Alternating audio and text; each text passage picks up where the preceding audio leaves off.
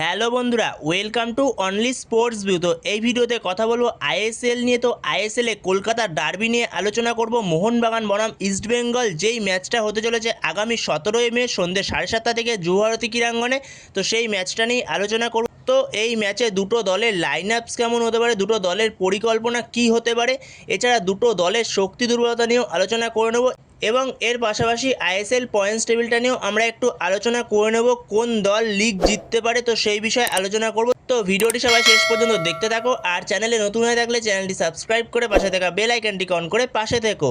তো আগামী 17ই মে রোববার দিন সন্ধ্যে 7:30 থেকে মুখোমুখি হচ্ছে কলকাতার যুবভারতী ক্রীড়াঙ্গনে মোহনবাগান বনাম ইস্টবেঙ্গল কলকাতার ডার্বি। এই মরশুমের প্রথম কলকাতার ডার্বি আইএসএলের।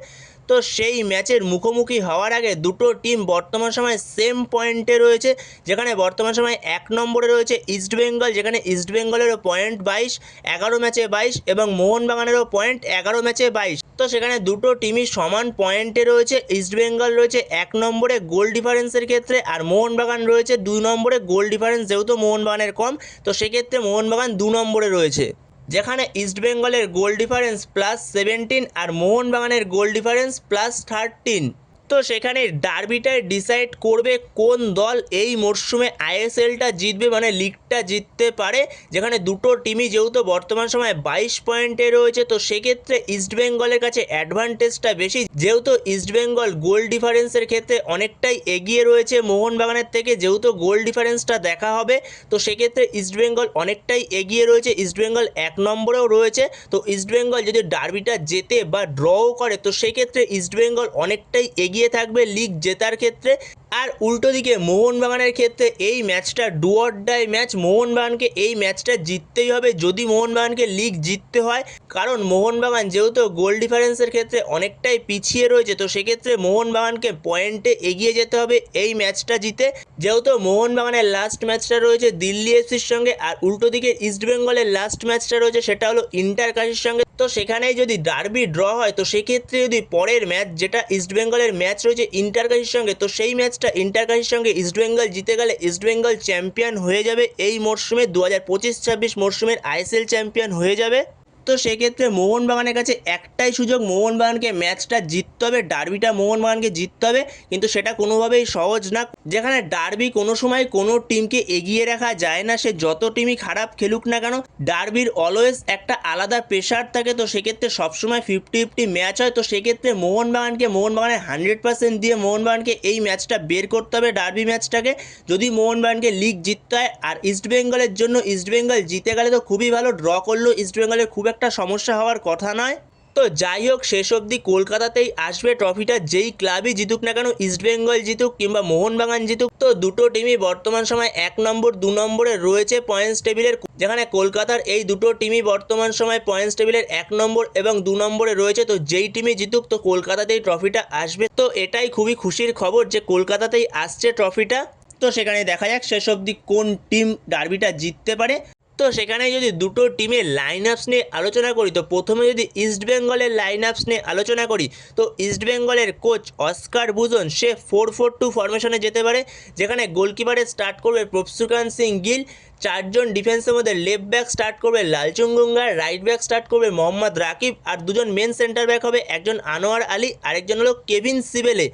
আর মাঝমাঠের ক্ষেত্রে বলা যায়, তো মাঝমাঠে একদিক থেকে সৌভিক চক্রবর্তী স্টার্ট করবে কিছুটা ডিফেন্সিভ মিডফিল্ড রোলে, আর কিছুটা সেন্টার মিডফিল্ডার রোলে স্টার্ট করবে সেক্ষেত্রে মিগুয়েল ফিগুয়েরা, আর দুদিকের উইং থেকে লেফট উইং থেকে স্টার্ট করবে সেক্ষেত্রে বিপিন সিং। তো বিপিন সিং দুরন্ত খেলছে এই মরশুমটা, তার দুরন্ত গেছে এখনও পর্যন্ত বিপিন সিংয়ের।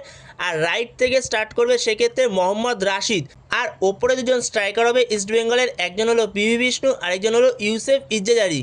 তো এটাই হতে চলেছে ইস্টবেঙ্গল কোচ অস্কার ব্রুজনের লাইন আপস মোহনবাগানের বিরুদ্ধে। তো এরপরে যদি আমরা মোহনবাগানের লাইন আপস নিয়ে আলোচনা করি, তো মোহনবাগানের কোচ সার্জিও লোবেরা তার চেনা পরিচিত ফরমেশন 4-2-3-1 ফরমেশনে এসে যাবে, যেখানে এই ম্যাচে সে তার ফার্স্ট 11টা নিয়েই নামবে।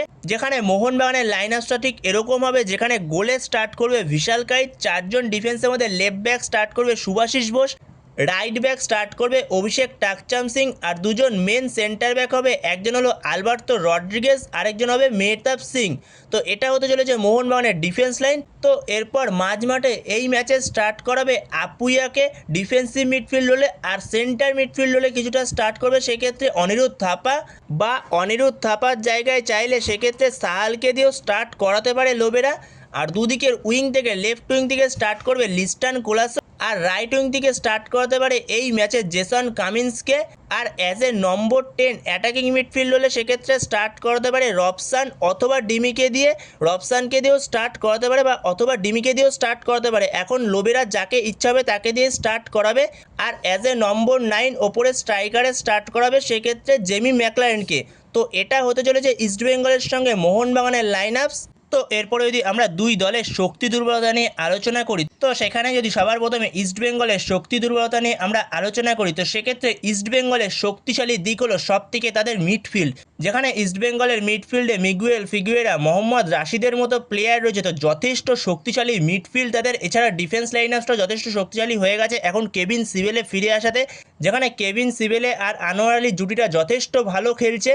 তো সেখানে যথেষ্ট শক্তি রয়েছে ডিফেন্স এবং মাঝমাঠে সবথেকে শক্তিশালী দিক হলো মাঝমাঠ ইস্টবেঙ্গলের। তো সব জায়গাতেই ইস্টবেঙ্গল ঠিকঠাক রয়েছে, ওপরে যথেষ্ট ভালো ফিনিশিংও করছে ইউসেফ ইজ্জেজারি। আর উল্টো দিকে যদি মোহনবাগানের কথা বলা যায়, তো মোহনবাগানের ডিফেন্স লাইন আপ যথেষ্ট ভালো। ডিফেন্স লাইন আপে তারা গোল খাচ্ছে না, কিন্তু মোহনবাগানের ফর্মের অভাবে ভুগছে কিছু প্লেয়ার, যেখানে ওপরে দিমিত্রি পেত্রাদোস থেকে শুরু করে জেসন কামিন্স, তো সবাই, এছাড়া রবসান রবিনো, কেউই ঠিকঠাক করে খেলতে পারছে না। একদমই ফিনিশিংয়ের অভাব, পুরোপুরি ফিনিশিংয়ের অভাব দেখা যাচ্ছে মোহনবাগানের ওপরে, যেখানে একদমই ফিনিশিং হচ্ছে না, যেখানে অনেক অ্যাটাক তৈরি করছে তো অ্যাটাকগুলোকে খুব বাজেভাবে মিস করছে, তো সেইগুলো ফিনিশ করতে পারছে না ওপরে গিয়ে। তো ফিনিশ না করতে পারলে ম্যাচ থেকে পয়েন্ট পাওয়া খুবই ডিফিকাল্ট হয়ে পড়ছে। তো সেই কারণেই মোহনবাগান এতটা একটু পিছিয়ে গেছে এই মরশুমে, যেখানে মোহনবাগানের ঠিকঠাক ফিনিশিং আসছে না একদমই।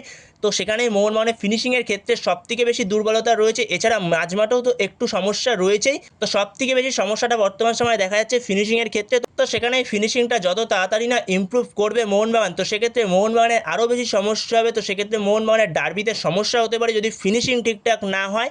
তো সেইখানেই, তো এই ফিনিশিংয়ের ক্ষেত্রেই মোহনবাগানের কিছুটা সমস্যা রয়েছে। তো সেখানে দেখা যাক শেষ অবধি ডার্বি ম্যাচটা কোন দল জয়লাভ করে নাকি ড্র হয়। তো তোমাদের মতে কী মনে হয়, ডার্বি ড্র হবে না কোন দল ডার্বিটা জিততে পারে বা কত গোলে জিততে পারে? তো সেই বিষয়ে অবশ্যই কমেন্ট বক্সে কমেন্ট করে জানিও। আর তোমাদের মতে লাইন আপসে কি কোনো চেঞ্জ হতে পারে দুটো টিমেরই? যদি কোনো চেঞ্জ হয়ে থাকে তো সেটাও অবশ্যই কমেন্ট বক্সে জানিও। তো এই ভিডিওতে এই পর্যন্তই। তো এই ভিডিওতে এই আপডেটটা নিয়ে আলোচনা করার ছিল। তো ভিডিওটি ভালো লাগলে অবশ্যই লাইক শেয়ার সাবস্ক্রাইব করতে ভুলো না। তো নেক্সট ভিডিওতে দেখা হচ্ছে, ততক্ষণের জন্য বাই বাই।